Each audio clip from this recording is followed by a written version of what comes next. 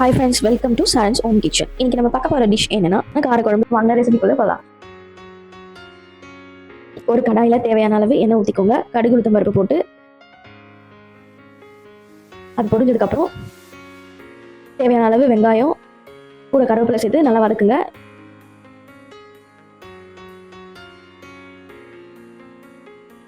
மஞ்சள் சேர்த்து நல்லா வதக்குங்க. இது வதங்கினதுக்கப்புறம் 4 பல் பூண்டு சேர்த்து வதக்குங்க.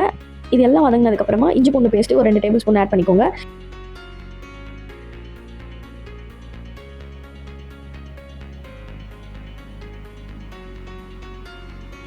இது வதங்கினதுக்கப்புறமா நறுக்கிய 2 தக்காளி இது சேர்த்து இன்னும் நல்லா வதக்குங்க.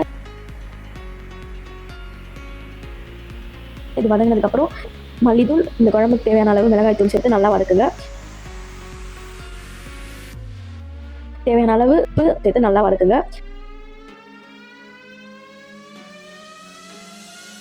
இது வதங்கினதுக்கு அப்புறமா இந்த குழம்புக்கு தேவையான அளவு தண்ணி ஊற்றிக்கோங்க. தண்ணி ஊற்றிட்டு கொதிக்கிற அளவுக்கு விடுங்க.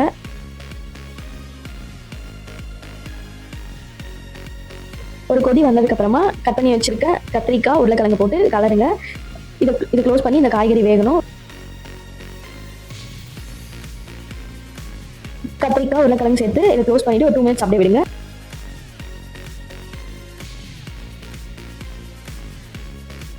இது வந்ததுக்கு அப்புறமா லாஸ்டா புளி கரைசல் நம்ம ரெடி பண்ணி வச்சிருக்கோம். காய்கறி வந்ததுக்கு அப்புறம் அதை ஆட் பண்ணுங்க. ஆட் பண்ணிட்டு க்ளோஸ் பண்ணி ஒரு கொதி விடுங்க. கொதிச்சதுக்கு அப்புறமா ஸ்டவ் ஆஃப் பண்ணிட்டு லாஸ்டா கொத்தமல்லி போட்டு இறக்குங்க. இப்போ அருமையான காரக்குழம்பு ரெடி. இந்த வீடியோ உங்களுக்கு பிடிச்சிருந்ததுன்னா சப்ஸ்கிரைப் பண்ணுங்க, ஷேர் பண்ணுங்க, மறக்காம பெல் ஐக்கானை கிளிக் பண்ணுங்க. தேங்க்ஸ் ஃபார் வாட்சிங். நெக்ஸ்ட் வீடியோவில் பார்க்கலாம். பாய்.